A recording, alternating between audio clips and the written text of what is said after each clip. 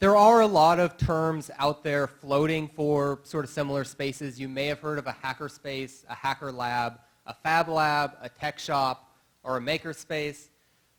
Let's just generally say that they're all the same for now. That's actually what I would argue, but let's just say that they're the same. And generally what we're referring to is a community workshop where people share access to tools and knowledge. And makerspaces are home to hobbyists, they're home to businesses, they're open to social entrepreneurs. They're open to sort of anybody you can imagine, tinkerers, crafters.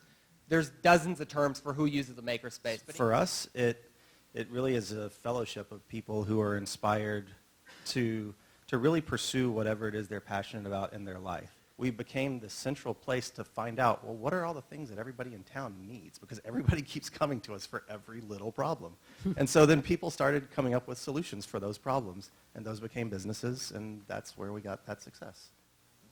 In Houston County, we're known for our education in K-12, and I wanted to build on that as a lead-in to really fostering the next step, the next growth of organically growing not only industry, but also in growing those organically growing those engineers.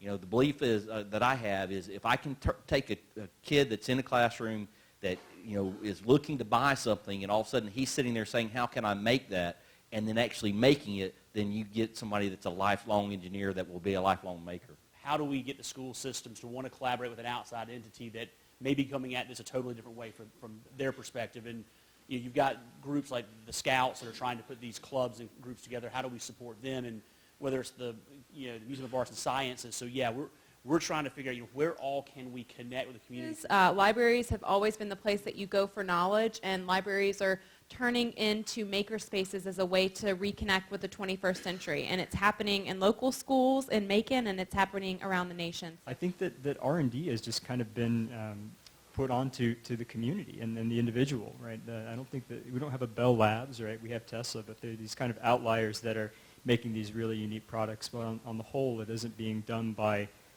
the corporations anymore. So I think you don't have to convince people to found these spaces. I think there's probably a pent-up demand out there now.